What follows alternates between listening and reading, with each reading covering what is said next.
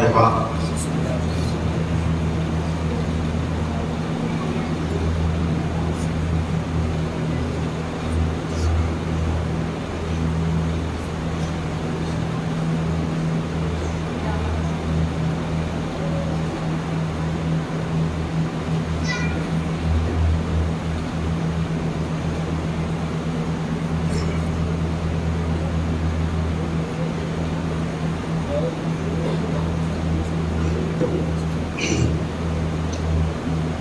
أعوذ بالله من الشيطان الرجيم لا حول ولا قوة إلا بالله العلي العظيم بسم الله الرحمن الرحيم الحمد لله رب العالمين والصلاة والسلام والتحية والإكرام على نبي المبشر والرسول المصدق والمحمود الأمجد النبي الأمي المكي المدني القرشي الهاشمي الأقطعي مولانا ومولا الثقلين جد الحسن والحسين بالقاسم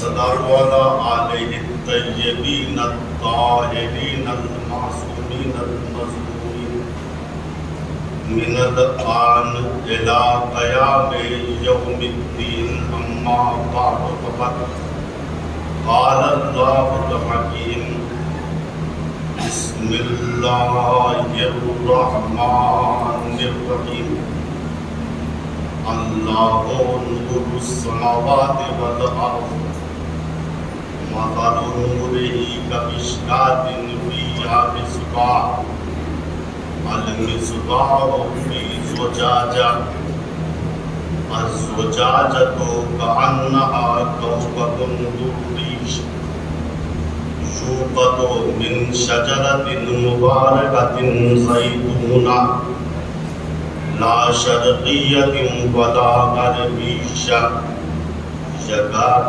زيتها يضيء ولو لم تمسسه نار نور على نور يهد الله لنوره من يشاء ويضرب الله الأمثال للناس والله بكل شيء عليم. اللهم صل على محمد وعلى محمد. قرآن کریم سورہ نور کی 35ویں آیت کریمہ جس میں پروردگار عالم اپنی معرفت بندوں تک اس طریقے سے منتقل کر رہا ہے کہ اللہ نہ جسم ہے، نہ روح ہے، نہ انرجی. یہ تینوں نظریات میں نے پیش کیے تھے کہ اللہ یعنی ذات خود نہ روح ہے، نہ جسم ہے اور نہ انرجی، بلکہ اللہ نور السماوات والارض، آسمان و زمین کا نور ہے. اس کے نور کی مثال جیسے تاقچے پر چراغ اور چراغ فانوس، اور وہ فانوس جو چراغ نور الہی پہ ہے اس کی تعریف ہے کہ کانہا کوکب دری، یہ خود جگمگاتے ہوئے ستارے کے مانند. اس چراغ نور الہی کا ایندھن کیا ہے؟ یوقد من شجرۃ مبارکۃ زیتونہ، یہ زیتون کے مبارک درخت کے پھل کے ذریعے روشن کیا جاتا ہے۔ اور وہ زیتون کا درخت جو نبی کی شکل میں ہے وہ محدود نہیں ہے، لا شرقیۃ ولا غربیہ، نہ وہ پوربی ہے نہ پشچمی ہے، نہ عیسائی ہے نہ یہودی۔ خود روغن ایسا ہے، تیل ایسا ہے جو چراغ میں پڑتا ہے، یکاد زیتھا یضیء، قریب ہے بغیر آگ لگائے ہوئے خود بھڑک اٹھے، وَلَوْ لَمْ تَمْسَسْهُ نَارٌ۔ یہ ہے نورون علی نور، نور بالائے نور۔ اور اللہ جس کی چاہتا ہے اپنے نور کی طرف ہدایت کرتا ہے، یعنی نور کی طرف ہدایت بھی سب کے لیے توفیق نہیں، اس کے لیے ظرف چاہیے، معنویت چاہیے، باطنی پاکیزگی چاہیے۔ وَيَضْرِبُ اللَّهُ الْأَمْثَالَ لِلنَّاسِ، اور اللہ لوگوں کے لیے اسی قسم کی مثالوں کو بیان کرتا ہے۔ اللہ لوگوں کے لیے، کیونکہ بہت سے لوگ ہوتے ہیں جو بغیر مثال کے چیز کو نہیں سمجھتے۔ وَاللَّهُ بِكُلِّ شَيْءٍ عَلِيمٌ، اور اللہ ہر چیز کا جاننے والا ہے۔ کون کیسے سمجھے گا، کس تک کیسے معرفت منتقل ہوگی، اللہ بہتر ہے۔ میں نے عرض کیا تھا کہ سایہ کریمہ میں چند جملات سے مراد بی بی سیدہ، کوکب دری سے مراد بی بی سیدہ، زیتون سے مراد، چونکہ شجر اور پیڑ سے مراد رسول ہے تو اس کا پھل بی بی سیدہ ہے، تو زیتون سے مراد بھی بی بی سیدہ۔ اور وہ روغن جو چراغ الہی کا ایندھن ہے، جس کے لیے قرآن نے کہا قریب ہے کہ خود بھڑک اٹھے، اس کے لیے مفسرین نے کہا اس سے مراد علم بی بی سیدہ ہے۔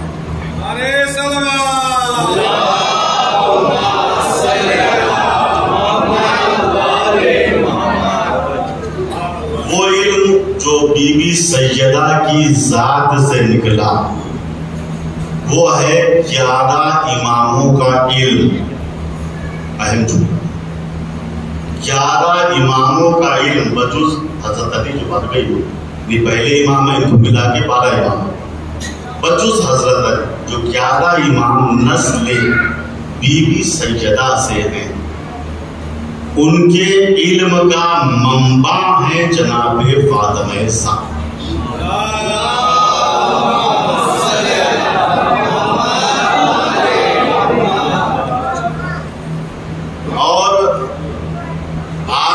عظمت کے لیے یہی کافی ہے کہ رسول نے آپ کو مریم کبریٰ کہا۔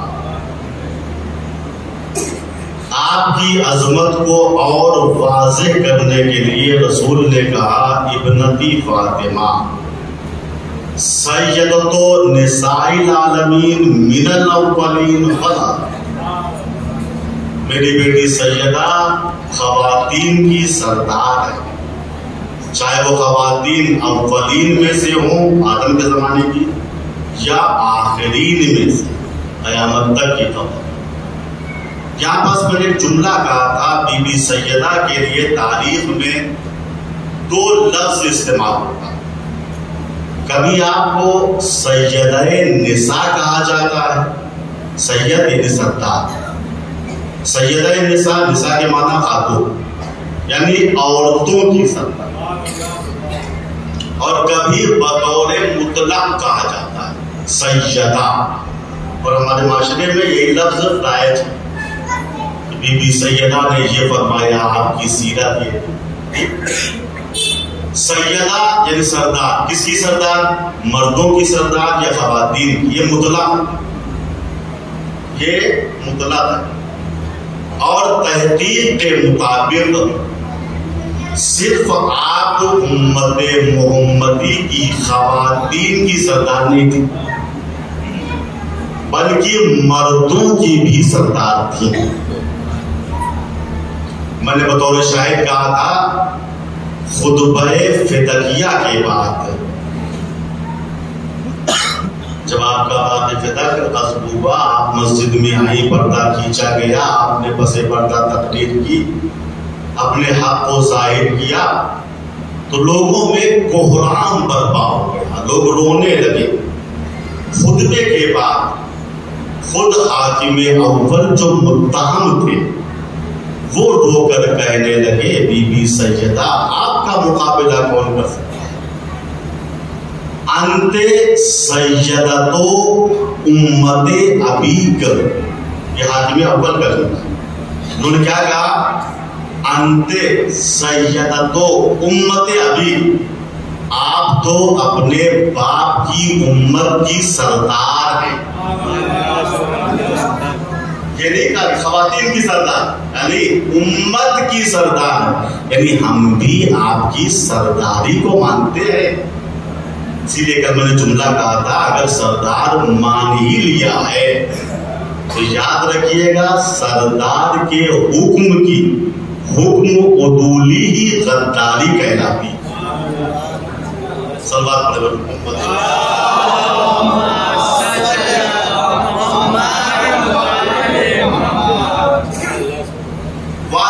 سردار تھی اور ایک سردار کا فرض آپ نے ادا کیا، چاہے وہ خواتین کے لیے ہو یا مردوں کے لیے۔ جب بھی امت پہ وقت پڑا بی بی سیدہ نے باقاعدہ مدد کی، اور ایسی مدد جس کا ہم تصور بھی نہیں کر سکتے۔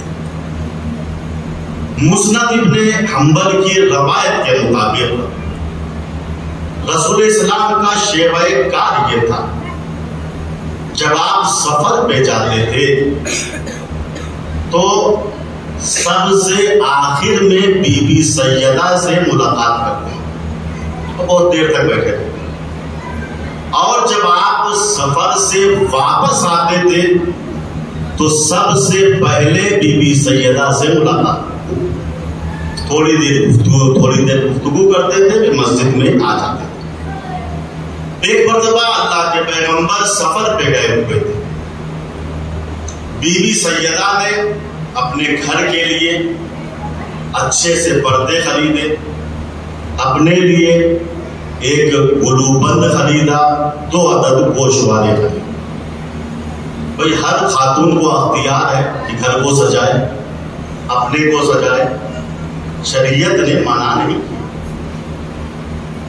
بی بی سیدہ نے یہ کام انجام دیا، 2 گوشوارے خریدے اپنے لیے، ایک گلوبند، اور گھر میں اچھے قسم کا پردہ لگا۔ لکھا ہے رسول اسلام جب سفر سے واپس آئے، چونکہ سب سے پہلے کس سے ملاقات کرتے تھے؟ بی بی سیدہ۔ آپ بی بی سیدہ کے گھر میں گئے، اصحاب منتظر ہیں باہر، رسول نے ایک مرتبہ پردہ دیکھا، گوشوارے دیکھے، گلوبند دیکھا، تھوڑا کم بیٹھے، تھوڑا کم، جلدی سے اصحاب کو بڑا تعجب، یہ کیا ہوا؟ رسول اسلام نے اصحاب سے بھی کچھ نہ کہا، سیدھے مسجد میں آئے اور منبر پہ تشریف فرما ہوئے اور موعظہ اور نصیحت کرنی شروع کر دی۔ بی بی سیدہ چونکہ مزاج دانے رسالت تھی، رسول نے کچھ کہا نہیں مگر یہ مزاج پیغمبر کو سمجھتی تھی، سمجھ گئی کہ یہ ادا، یہ سجاوٹ پیغمبر کو پسند نہ آئی۔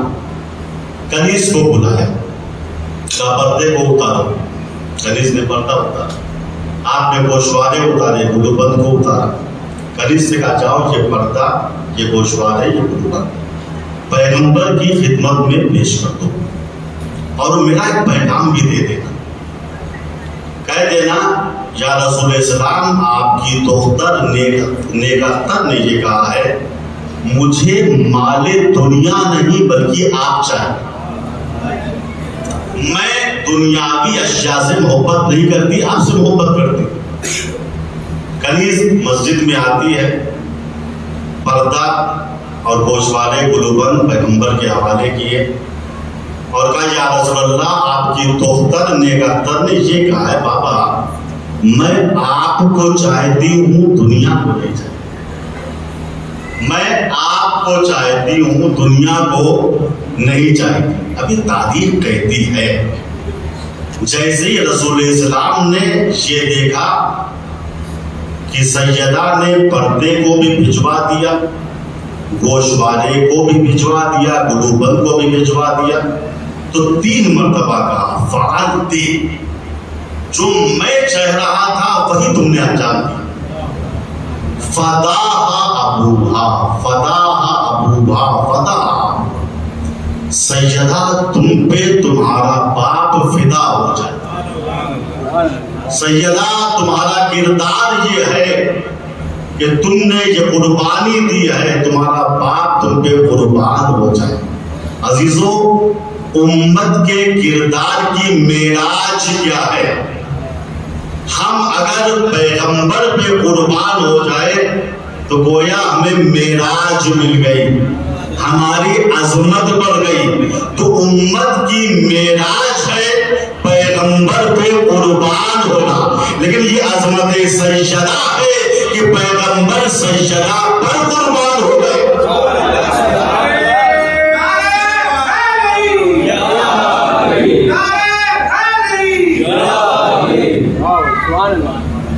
دیکھیے وہ زمانہ ایسا تھا کہ پیغمبر نے ہجرت کی تھی مکے سے مدینے کی طرف، ظاہراً خوشحالی بھی تھی، لوگوں کے حالات بہت برے تھے، کھانے کے لیے روٹی نہیں، پہننے کے لیے کپڑا نہیں تھا۔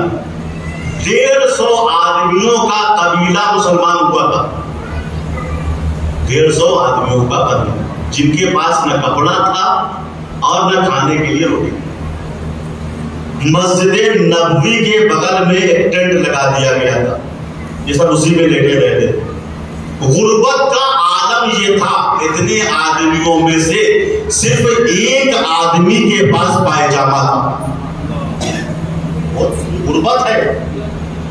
جب کسی کو باہر نکلنا ہوتا تھا تو وہ اسی پائجامے کو پہن کے نکلتا، اور جب تک وہ ٹینٹ کے اندر آ نہیں جاتا تھا دوسرا بیچارہ نکل نہیں پاتا۔ یہ تھی مسلمان کی غربت۔ ایسے عالم میں پردے کا لگانا ایک سردار کی شان نہیں ہے، عام آدمی یہ کام کرے کوئی بات نہیں، گوشوارے کا پہننا یہ سردار کا مشن نہیں ہے، اس کا کام نہیں ہے۔ گلوبند کا پہننا، بھائی قوم بھوکی مر رہی ہے، سردار سونے کا گلوبند پہن کے ٹہلتا ہے، شان نہیں، کر سکتا ہے، جائز ہے، اپنے پیسے کا کرنا ہے، لیکن بعض چیزیں مروت کے خلاف ہو گئی۔ لہٰذا پیغمبر یہ پردے جو آئے تھے بی بی سیدہ کے گھر سے کیا ہوا تھا جانتے ہیں؟ ان کو کاٹ کے اصحاب صفہ جو 150 آدمی تھے ان کا پائجامہ بنا تھا، ان کا پائجامہ بنا تھا۔ یہ بیچارے بھی شوق سے مدینے میں نکلتے تھے اور پہنتے تھے۔ کس چیز سے پائجامہ؟ کا بی بی سیدہ نے جو پردے لگائے، بی بی سیدہ سے رسول نے کہا نہیں، جو شرعی اعتبار سے ہماری زندگی اپنا گھر سجا رہی ہے، اپنے پیسے سے سجا رہے، ہم سے کیا مطلب؟ ہمیں تو خوش ہونا چاہیے، میری بچی کا گھر اتنا خوبصورت ہے، لیکن چونکہ حالات خراب تھے، مسلمانوں میں بھوک مری تھی، بے لباس تھے، کپڑے کے بغیر تھے، لہذا رسول نے پردہ دیکھا، سیدہ کا گوشوارہ دیکھا، گلوبند دیکھا، چپ ہو گئے، چپکے سے گھر سے باہر نکلا۔ اچھا سیدہ بھی اتنی عقل مند تھی، اتنا ہوش خدا داد آپ کے پاس تھا، سمجھ گئی کہ پیغمبر کا مزاج کیا ہے۔ رسول کے گھر میں سیدہ کے علاوہ اور بھی خواتین رہتی تھی، لیکن وہ پیغمبر کے مزاج کو نہیں سمجھتی تھی. یہیں سے عظمت سیدہ سمجھ میں آتی ہے. پیغمبر کے گھر میں رہنا اور ہے، مزاجدان نبوت ہونا اور ہے.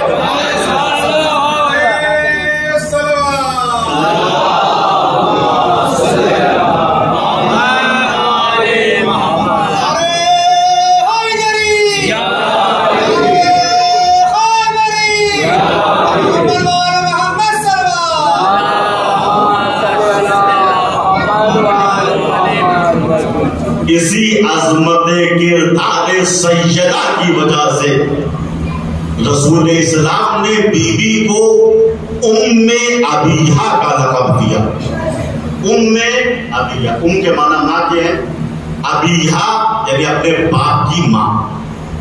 بہت بڑی بات ہے. ہماری بیٹی ہے، ہماری اماں نہیں بن سکتی حقیقی اعتبار سے، لیکن اگر اس کا کردار ایسا ہے، وہ ہمارے مزاج کو سمجھتی ہے، ماں سے زیادہ محبت کرتی ہے، ٹھیک. اب ہو سکتا ہے کہ ہم کوئی لقب اچھا سا اس کو، یہ نہیں کہیں گے کہ یہ اپنے باپ کی امی، نہیں باپ کی امی نہیں، لیکن رسول سیدہ سے اتنی محبت کرتے ہیں. معتقد نے لکھا کانا یحبھا ویغنیھا بأم ابیھا. رسول سیدہ سے بے پناہ محبت کرتے تھے اور یغنیھا بأم ابیھا، اور آپ کو ام ابیھا کہہ کے پکارتے تھے. گھر میں آتے تھے، سیدہ نہیں کہتے تھے، فاطمہ نہیں کہتے تھے، ام ابیھا. مطلب کیسا؟ ام ابیھا مجھے بھوک لگی، بولے بہت بڑی چیز ہے. ایک عام انسان کہے ام ابیھا اپنی بیٹی کو تو اس کی کوئی ارزش نہیں، لیکن جو اشرف الانبیاء ہے، خاتم الانبیاء ہے، رحمت للعالمین ہے، سبحان اللہ سبحان اللہ، وہ اگر کسی خاتون کو ام ابیھا کہہ رہا ہے تو رشتے داری کی بنا پر نہیں، عظمت کردار کی بنا پر ہے. سبحان اللہ سبحان اللہ. واہ. اور بیوی کی عظمت کردار ایسی، اور آپ کا عظمت کردار اس منزلت پہ کہ جو اشرف الانبیاء ہے وہ کہہ رہا ہے ام ابیھا، باپ کی ماں. یہ لقب کیوں ملا؟ اس کی بہت سی وجہ ہے. ایک اہم وجہ جو بعض علماء نے بیان کی وہ یہ ہے کہ جب سورہ احزاب کی یہ آیت کریمہ نازل ہوئی، النبی اولی بالمؤمنین من انفسہم وازواجہ امہاتہم. میرا نبی، اللہ کہتا ہے میرا نبی مومنین کے نفسوں پہ اولا بالتصرف ہے، اور نبی کی زوجات مومنین کی مائیں.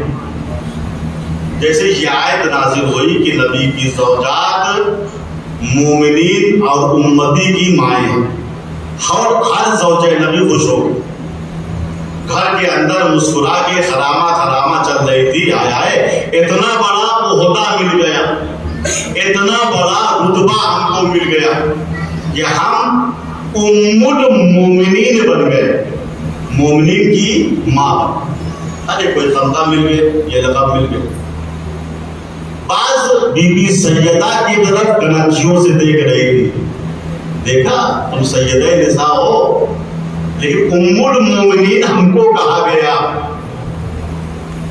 بی بی سیدہ کے مزاج میں باڑ ہوا، رسول کے قریب آئی، کھڑی ہو گئی، کچھ کہا نہیں.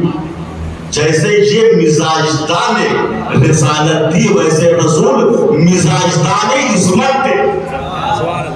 کچھ کہا نہیں، کھڑی ہو. رسول آگے بڑھے، سیدہ کی پیشانی کا بوسہ لیا اور کہا سیدہ انت ام ابیھا، تم مومنین کی ماں نہیں بلکہ مومنین کے رسول کی ماں. عجیب و غریب جملہ ہے. تم مومنین کی نہیں، تم مومنین کے رسول کی ماں ہو. اب اسی وجہ سے نتیجہ الگ الگ ہوا.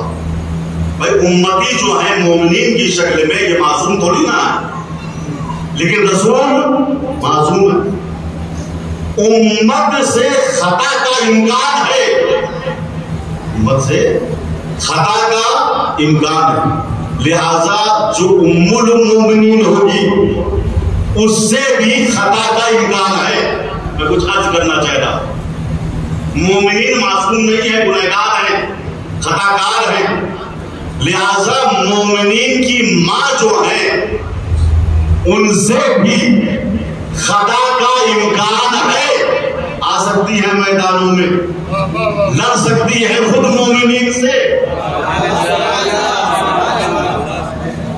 مومنین جو معصوم نہیں ہیں, ان کی ماں کا تمغہ جو ملا ہے باعث فخر نہیں ہے. جب مومنین معصوم نہیں خطا کار ہے تو ام المومنین سے بھی خطا کا امکان ہے, لیکن رسول معصوم ہے. ام ابیہا کا لقب اسی کو ملے گا جو رسول جیسی معصومہ ہوگی. صلوات پر محمد.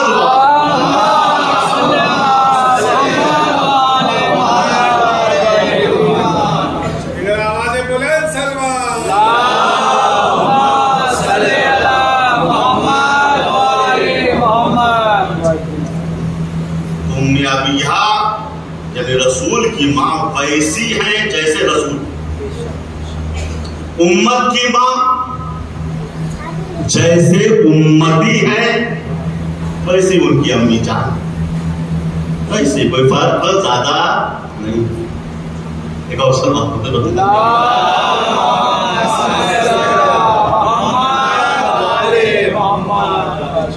تو رسول کی ماں کا لقب اس کو ملے گا جو معصومہ ہو. اسی لیے آئے تطہیر میں بی بی کی عصمت کا اعلان.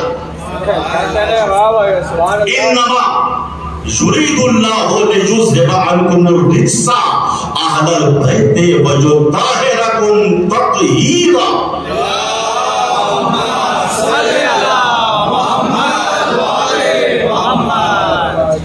آیا اہل بیت پیغمبر اللہ کا ارادہ تمہارے بارے میں یہ, انما یرید اللہ, کیا ارادہ ہے؟ اللہ کا ارادہ یہ ہے کہ تم کو ہر گندگی سے دور رکھے, جو دور رکھنے کا حق ہے. وَيُطَہِرَکُمْ تَطْہِیرًا, اہل بیت گندگی سے دور ہے, اہل بیت گندگی سے دور ہے. یہ مجلس اہل بیت کا ذکر ہے, یہاں بھی گندگی نہیں آ سکتی ہے. کوئی آ رہا ہے تو ماں کو دعا دے کہ اس نے امانت داری سے کام لیا ہے. عزیزو, چونکہ یہ قرآن کی سند ہے کہ اہل بیت کے قریب گندگی نہیں آ سکتی. کچھ کہتے بھیا ہم کی مجلس پہ نہیں جائیں گے, نہیں جائیں گے مجلس پہ. تم آ بھی نہیں سکتے ہو. اللہ کہہ رہا ہے اہل بیت سے گندگی دور رہے گی.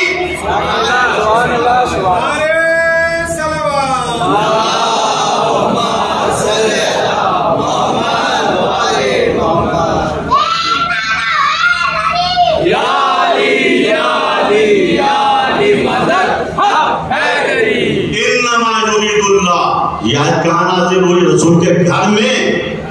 کہا نہیں, رسول کے گھر میں ایک چادر کا گھر بنایا گیا. رسول ایسے گھر میں آزاد رہتے تھے, لیکن جب آیت نازل ہوئی تو رسول نے چادر کا گھر بنایا. اس سے واضح کر دیا مسلمانوں دھوکہ مت کھانا. رسول کے گھر میں رہنا اور ہے, چادر تطہیر میں آنا اور ہے.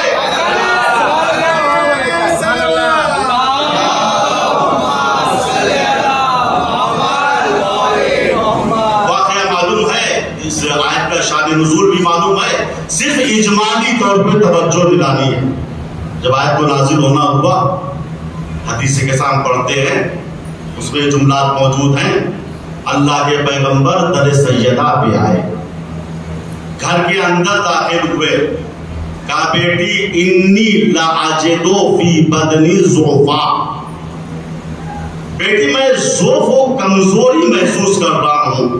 ائتینی بالکسائل یمانی, بلکہ تم جاؤ اور اپنی یمن والی چادر لے کے آؤ. چادر یمن والی. میں نے عالم خیال میں کہا یا رسول اللہ, آپ ضعف محسوس کر رہے ہیں, کمزوری محسوس کر رہے ہیں, تو کسی ڈاکٹر کے پاس جائیے, کسی حکیم کے پاس جائیے, کسی طبیب کے پاس جائیے. نہیں عزیزو, اس کا مطلب یہ ہے جب رسول بھی ضعف محسوس کرتے ہیں تو چادر سیدہ کا سہارا لیتے ہیں.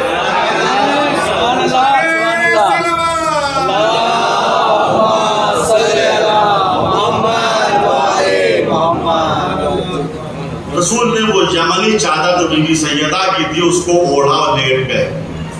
تھوڑی دیر میں امام حسن ہے, میں عربی نہیں پڑھوں گا, بہت جلدی شارٹ کٹ میں تک چکا. امام حسن گھر میں آئے, مادر گرامی کو سلام کیا, تھوڑا سا کچھ محسوس کیا, خوشبو.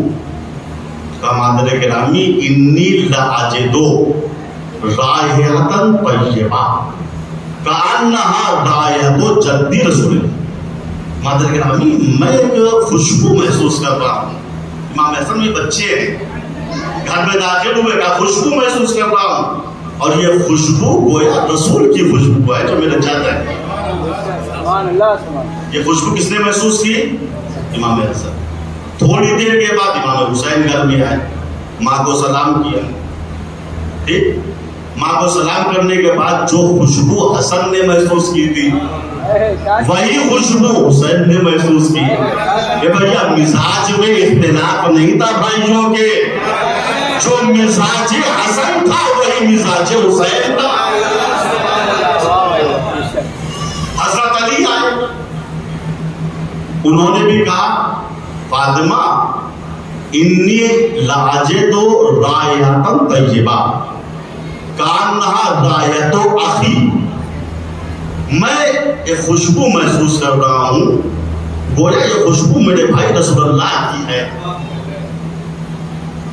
یہ خوشبو محسوس کر رہا ہوں, کیا مانا؟ امام حسن نے خوشبو محسوس کی, امام حسین نے خوشبو محسوس کی, حضرت علی نے خوشبو محسوس کی. توجہ فرما رہے ہیں. آج بعض مسلمان کہتے ہیں رسول ہم جیسا انسان تھا, رسول ہم جیسا بشر تھا. بھیا ایسا مت کہو, رسول وہ ہوتا ہے جس کے جسم سے خصوصی خوشبو نکلتی ہے.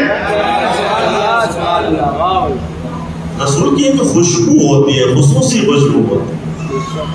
خیر, یہ حضرت امام حسن چادر کے اندر داخل ہوئے, سلام کر کر امام حسین داخل ہوئے, خود مولا کائنات داخل ہوئے. تھوڑی دیر کے بعد بی بی سیدہ نے سوچا ہوگا میری چادر, میں باہر, یہ بھی آئی, سلام کیا, بابا جان سلام ہو, چادر کے اندر آ جاؤں. کہا آ جاؤ چادر کے اندر.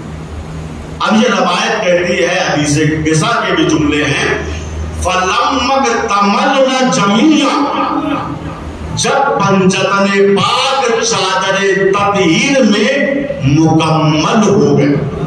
جمع ہونے کے لفظ نہیں ہے, چونکہ اردو زبان تنگ ہے, ترجمے میں دقت ہوتی ہے, لہذا ہم کہتے ہیں کہ جمع ہو نہیں, فَلَمَّ اكْتَمَلْنَا, مکمل ہو گئے. مکمل وہاں ہوتا ہے کہ کچھ عضو یہاں ہیں, کچھ وہاں ہیں, کچھ وہاں ہیں, ان کو جوڑ دیا گیا. یہ ہے مکمل ہونا, جمع ہونا. یہاں سب الگ الگ ہیں, مجلس میں آئے, جمع ہو گئے, پھر جدا ہو گئے. تو لفظ ہے مکمل ہونا.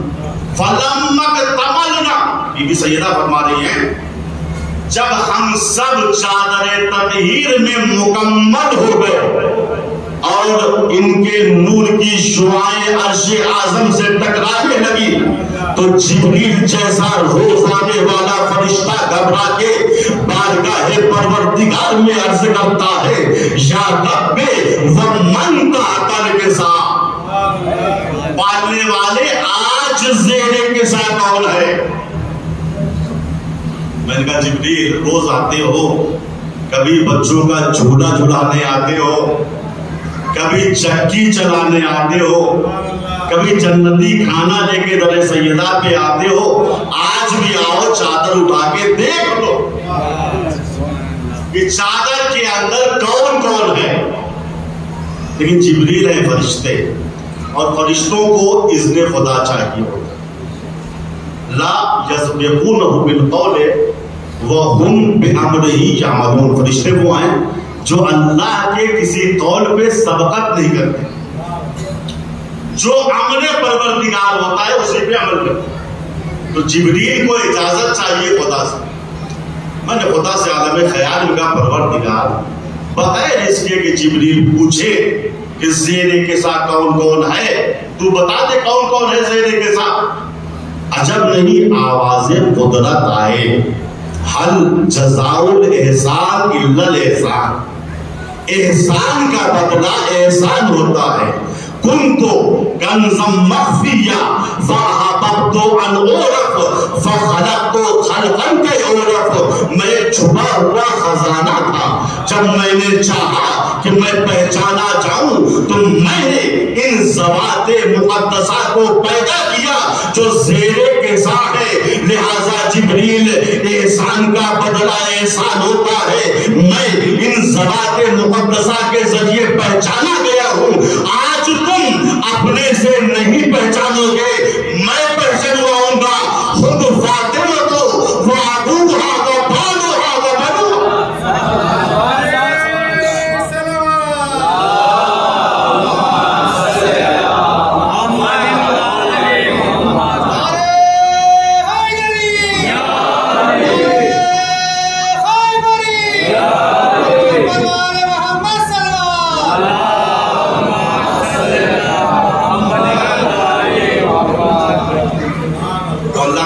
کرا دیا.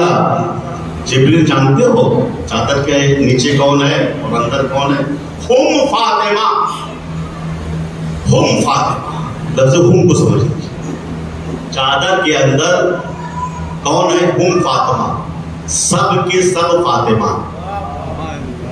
ترجمہ یہی ہے، سن لیجیے. عربی گرامر کے لحاظ سے جو ضمیریں آتی ہیں مذکر کے لیے ہم آتا ہے. بہت سے آدمی ہیں مرد، ہم کہیں گے ہم وہ لوگ. اگر عورتیں ہیں تو ہم کہیں گے ہننا. ہم نہیں کہتے، ہننا وہ عورتیں. اگر ایک مرد ہے تو اس کے لیے ہوا کہتے ہیں. قل ہوا اللہ احد، ایک کی طرف اشارہ. ہوا وہ مرد کے. عورت ہے ہوا نہیں، ہیا کہتے ہیں. جب اشارہ کرنا ہے زمین کے ذریعے ہیا. اور بی بی سیدہ کون ہے؟ خاتون. ان کے لیے نہ لفظ ہم آ سکتا ہے، مفرد بھی اکیلے بھی، نہ لفظ ہم آ سکتا ہے، نہ ہننا آ سکتا ہے، نہ ہوا آ سکتا ہے. آپ کے لیے گرامر کے لحاظ سے اللہ کو یہ کہنا چاہیے تھا. جب جبریل نے پوچھا تھا چادر کے اندر کون ہے تو اللہ کو کہنا یہ چاہیے تھا ہیا فاطمہ. تو چادر کے اندر فاطمہ ہے. پھر توضیح دیا اللہ نے. فاطمہ کے بابا ہیں، ان کے شوہر ہیں، ان کے بچے. توضیح بعد میں ہے. پہلے جیسے جبریل نے کہا یا رب و من تحت الکساء، پالنے والے زیر کساء کون ہے؟ تو اللہ نے کہا ہم فاطمہ. چادر کے اندر جتنی ہے سب کے سب فاطمہ ہیں. عزیزوں یہ ذوات مقدسہ عجیب و غریب ہے. چادر کے اندر آ جائے تو سب فاطمہ، چادر کے باہر نکل جائے تو سب کے سب محمد نظر آتے ہیں.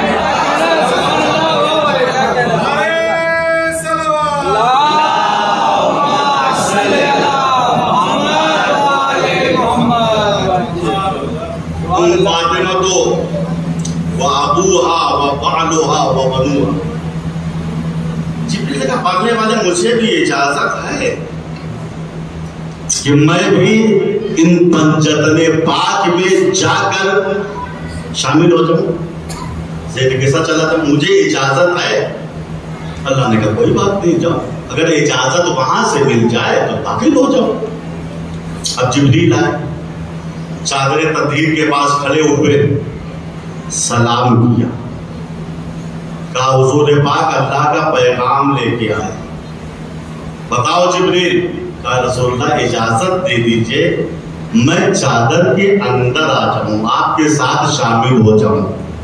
عزیزو، یہ اہل بیت رسول ہیں جنہوں نے کبھی فرشتہ بننے کی خواہش نہیں کی، بلکہ فرشتے ان جیسا ہونے کی خواہش رکھتے ہیں۔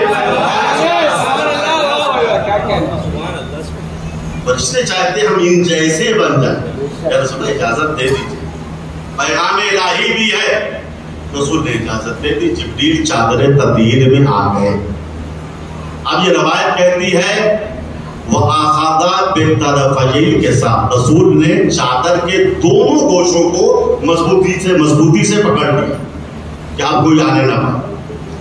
اس کے بعد جبریل نے آیت تطہیر پڑھی، انما یرید اللہ لیجذب عنکم الرجس اہل البیت ویطہرکم تطہیرا۔ اے اہل بیت رسول، اللہ کا ارادہ یہ ہے کہ تم سے ہر قسم کی گندگی کو دور رکھے جو دور رکھنے کا حق ہے۔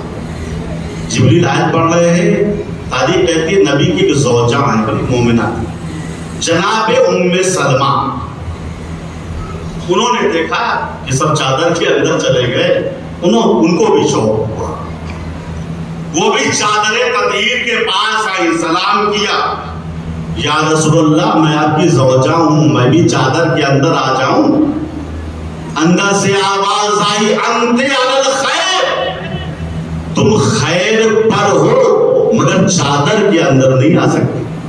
اے بھیا، خیر پہ ہونا اور ہے، چادر کے اندر ہونا اور ہے۔ تو کہتے ہیں بھیا ام سلمہ کو جانا ہی نہیں چاہیے تھا، چونکہ اس چادر میں سبھی سردار تھے، اس چادر میں سبھی سردار تھے، کوئی سید الملائکہ تھا، کوئی سید المرسلین تھا، کوئی سید الاولیاء تھا، کوئی سیدہ نساء تھی، یہ سرداروں کی چادر تھی، اس میں امت کا کام ہی نہیں تھا۔ ام سلمہ کو نہیں جانا چاہیے تھا۔ ہم نے کہا بھیا اچھا ہوا چلی گئی، کم سے کم خیر پر ہونے کی سند تو مل گئی، بقیہ کی تو ہمت بھی نہ پڑی۔ جی بجدر پاک کہاں آ گئے؟ بی بی سیدہ کی چادر میں۔ ٹھیک، کل کی روایت یاد ہے نا، ابن ام مکتوم جو رسول کے صحابی تھے، نابینا تھے، ٹھیک، رسول کے ساتھ آئے تھے بی بی سیدہ کے گھر، رسول نے تقبل باب کیا، بی بی نے پوچھا کون؟ کہا تمہارا بابا، کہا آ جائیے، کہا ساتھ میں ایک صحابی ہے نابینا۔ بی بی نے اجازت نہیں دی، 3 مرتبہ کے بعد بی بی سیدہ نے کیا کہا تھا؟ بابا جان آپ کو تو معلوم ہے کہ آپ کی بیٹی سیدہ کے پاس ایسی چادر ہے، اگر سر ڈھکتی ہوں تو پیر کھل جاتا ہے، پیر ڈھکتی ہوں تو سر کھل جاتا ہے، میں کیسے اجازت دوں ان کو؟ تو سیدہ کی چادر اتنی چھوٹی تھی کہ سر ڈھکے تو پیر کھل جائے، پیر ڈھکے تو سر کھل جائے۔ اس چادر میں کون کون آ گئے ہیں؟ کون کون آ گئے؟ پنجتن پاک آ گئے، اور جبریل جیسا فرشتہ۔ جبریل کسی معمولی سے قد کے انسان کا نام نہیں ہے، جبریل وہ ہیں جن کا ایک پر مشرق میں ہے، دوسرا پر مغرب میں ہے۔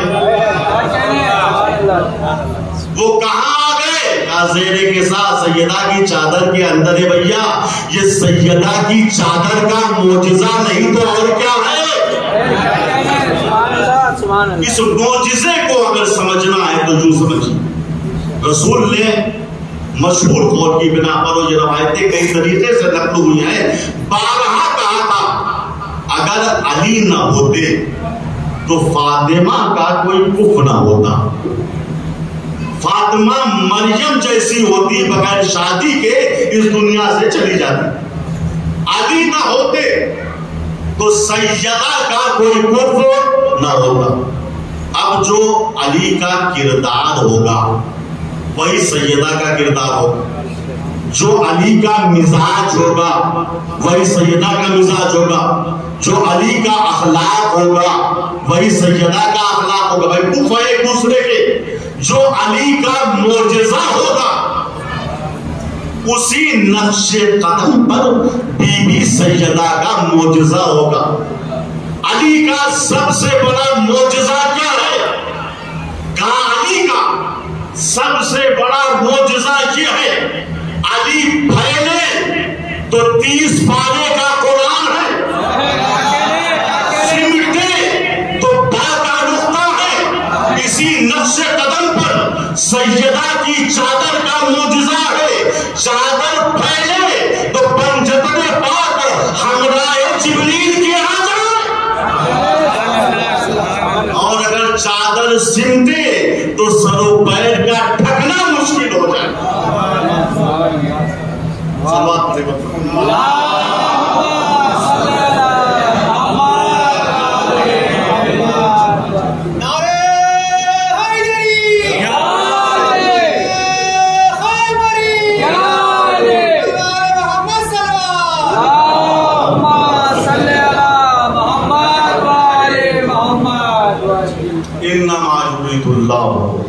اللہ کا ارادہ تمہارے بارے میں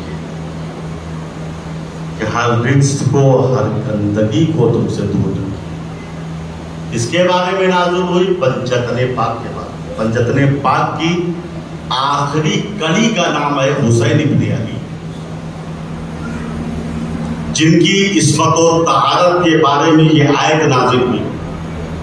کربلا کے میدان میں چاروں طرف سے ان کو گھیرا۔ 2 محرم کو حسین ابن علی کربلا میں والد ہوئے، خیام کو نصب کیا ہے، اور 4 محرم سے یزیدی فوج آنی شروع ہو گئی۔ کبھی ہولی کا لشکر آیا، کبھی سنان کا لشکر آیا، کبھی شبس ابن ربیعی کا لشکر آیا۔ لشکر پہ لشکر آ رہا ہے۔ قتل حسین کی تیاریاں ہو رہی ہیں۔ جناب زینب نے جب لشکر کی کثرت کو دیکھا بھائی کے پاس آئے، کہا بھیا حسین لشکر پہ لشکر آ رہا ہے، فوج پہ فوج آ رہی ہے، کیا کوفے میں آپ کا چاہنے والا کوئی نہیں ہے جو آپ کی مدد کے لیے آ جائے؟ امام نے کہا بہن اس عالم غربت میں کون میری مدد کرے؟ ثانیہ زہرا نے کہا بھیا کہ مشورہ دوں؟ کہا بہن بتاؤ کیا کہنا چاہ رہی ہو؟ کہا بھیا مجھے یقین ہے چاہے پورا کوفہ ساتھ چھوڑ دے مگر حبیب ابن مظاہر آپ کے ساتھ کو نہیں چھوڑے۔ کہا بہن اچھا مشورہ دیا، جانتے ہیں حبیب کی عظمت کیا ہے؟ حبیب کتنے بڑے مولائی تھے۔ علماء نے بیان کیا ایک شخص نے حبیب ابن مظاہر کو خواب میں دیکھا، بڑے نورانی شکل میں حبیب ابن مظاہر تھے۔ اس مرد مومن نے کہا حبیب مبارک ہو کہ آپ حسین کے قدموں پر شہید ہوئے اور آپ کو شہید کربلا کا مرتبہ ملا۔ کا واقعہ قابل مبارکباد ہے یہ بات۔ اس مرد مومن نے عالم خواب میں کہا حبیب کیا تمہارے دل میں ابھی بھی کوئی خواہش ہے؟ حبیب نے کہا میرے دل میں ایک خواہش ہے۔ کہا وہ کیا خواہش ہے؟ حبیب نے کہا میں چاہتا ہوں خداوند متعال مجھے دوبارہ زندہ کر دے۔ مرد مومن گھبرا کے کہتا ہے حبیب کیا کہہ رہے ہو؟ حسین کے قدموں سے تم نے زندگی ابدی لی ہے، تم دوبارہ زندہ رہنے کی تمنا کر رہے ہو کہ دوبارہ اللہ زندہ کر کے دنیا میں بھیج دے گا؟ میں چاہتا ہوں اللہ مجھے دوبارہ زندہ کرے اور میں فرش عزا پہ بیٹھ کر حسین پہ 2 آنسو رولوں۔ تو جس طریقے سے در حسین سے مجھے شہید کا مرتبہ ملا ہے ویسے ہی عزادار کا مرتبہ بھی مل جائے گا۔ سمجھ گئے عزادار؟ کہ عزاداری کا مرتبہ کیا ہے، گریے کا مرتبہ کیا ہے۔ ثانیہ زہرا نے کہا بھیا مجھے یقین ہے پورا کوفہ ساتھ چھوڑ دے، لیکن حبیب ابن مظاہر آپ کے ساتھ کو نہیں چھوڑے۔ حسین ابن علی نے خط لکھنا شروع کیا، بسم اللہ الرحمن الرحیم من الحسین الغریب المظلوم۔ یہ خط حسین غریب مظلوم کی طرف سے الا رجل فقیہ حبیب ابن المظاہر الاسدی، رجل فقیہ حبیب ابن مظاہر اسدی کے نام۔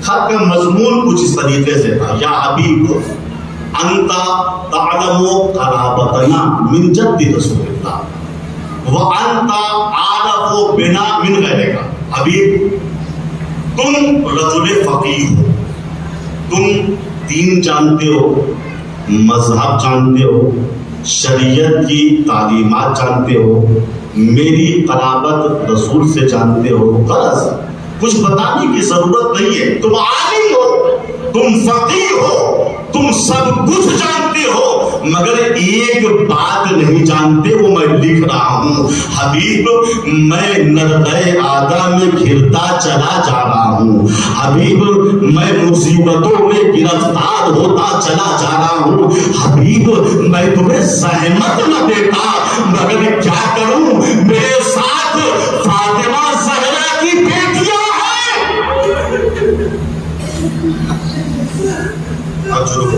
حبیب حبیب اگر ہو سکے تو میری نصرت کے لیے کربلا آ جاؤ۔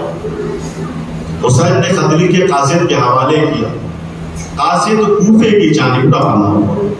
ادھر حبیب دسترخوان پہ بیٹھے ہوئے زوجہ کے ساتھ کھانا تناول فرما رہے ہیں، لقمہ گلوگیر ہوا۔ زوجہ نے کہا ایسا لگتا ہے کوئی مہمان آنے والا ہے۔ اتنے میں تقل بات ہو گیا، کسی نے دروازہ کھٹکھٹایا۔ حبیب نے پوچھا من الباب، دروازے میں کون ہے؟ ادھر سے آواز آئی انا برید الحسین، میں حسین کا قاصد ہوں، ان کا خط لے کے آیا ہوں۔ اجرکم اللہ۔ حبیب دسترخوان سے اٹھے، دوڑ کے دروازے پہ آئے، قاصد سے خط لیا، آنکھوں سے لگایا، بوسہ دیا، پڑھنا شروع کیا۔ خط میں لکھا تھا حبیب تم رجل فقیہ ہو، سب کچھ جانتے ہو، ایک بات نہیں جانتے کہ دختران زہرا میرے ساتھ ہیں۔ حبیب میں تمہیں زحمت نہ دیتا، لیکن کیا کروں، یہ میری مجبوری ہے، اگر ہو سکے تو میری نصرت کے لیے کربلا آ جاؤ۔ حبیب خط کا مضمون پڑھ رہے ہیں، گریہ کر رہے ہیں، اچانک کچھ سوچا، خاموش ہو گئے، آنسوؤں کو پوچھا، خط کو لیا، دسترخوان پہ آ کے بیٹھ گئے۔ زوجہ نے پوچھا حبیب کس کا خط تھا؟ کہا حسین کا خط تھا۔ کیا لکھا ہے؟ کہا مدد کے لیے کربلا بلایا۔ کہا پھر تم نے کیا سوچا؟ حبیب نے ایک نفسیاتی جملہ کہا، میں یہ سوچ رہا ہوں میرے بعد تیرا کیا ہوگا۔ اتنا سننا تھا، وہ مومنہ دسترخوان سے کھڑی ہو گئی۔ حبیب فرزند زہرا تم کو مدد کے لیے بلا رہا ہے، تم میرے بارے میں سوچ رہے۔ حبیب مسکرانے لگے، مومنہ میں تو تیرا امتحان لے رہا تھا۔ حبیب گھر سے باہر نکلے، گھوڑے پہ سوار ہوئے، کربلا کا رخ کیا۔ ادھر حسین کوفے کی جانب نگاہوں کو اٹھائے ہوئے ہیں، کسی کا انتظار ہو رہا ہے۔ اچانک کوفے کی جانب سے غبار اٹھا، حسین کی نگاہ غبار پہ پڑی۔ کہا بیٹا علی اکبر آگے بڑھو، بھیا عباس آگے بڑھو، قاسم آگے بڑھو، اور محمد آگے بڑھو، میرے بچپن کا دوست حبیب آ رہا۔ حبیب آتے ہیں، حسین کے قدموں سے لپٹ جاتے ہیں، مولا ہم نے دیر تو نہیں کی آنے میں؟ کہا نہیں حبیب تم وقت پہ آ گئے۔ حبیب کے آنے پر اصحاب حسینی میں خوشیاں مچ گئیں، تکبیروں کی صدائیں بلند ہونے لگی۔ جب یہ تکبیروں کی صدائیں ثانیہ زہرا کے کانوں میں گئی، کہا فضا دیکھ دوڑ ہے جس کے آنے پر اصحاب حسینی خوشیاں منا رہے ہیں. فضہ نگاہ شہزادی حسین کے بچپن کے دوست حبیب ابن مظاہر آئے ہوئے. کہا فضہ جا حبیب کو میرا سلام کہہ دے. فضہ آئی, حبیب کے قریب کھڑی ہو گئی, سر کو جھکا لیا. حبیب علی و فاطمہ کی بیٹی تم کو سلام کہہ رہی ہے, بس اتنا سننا تھا. حبیب تڑپ گئے, سر سے امامہ اتار کے دیکھا, منہ پہ تماچے مارنے لگے. اللہ اللہ, رسول ذاتیوں پہ وہ وقت آ گیا کہ وہ غلاموں کو سلام کہہ رہی ہے. میں کہوں گا حبیب تمہاری غیرت کو ہم عزاداروں کا سلام ہو. ابھی زینب نے صرف آپ کو سلام کہلایا, آپ سے برداشت نہ ہوا. حبیب ذرا عصر عاشور کے بعد آ کر دیکھیے, خیموں میں آگ لگی ہوئی ہے, زینب کے سر سے چادر چھینی جا رہی ہے, بچوں کو تماچے مارے جا رہے ہیں.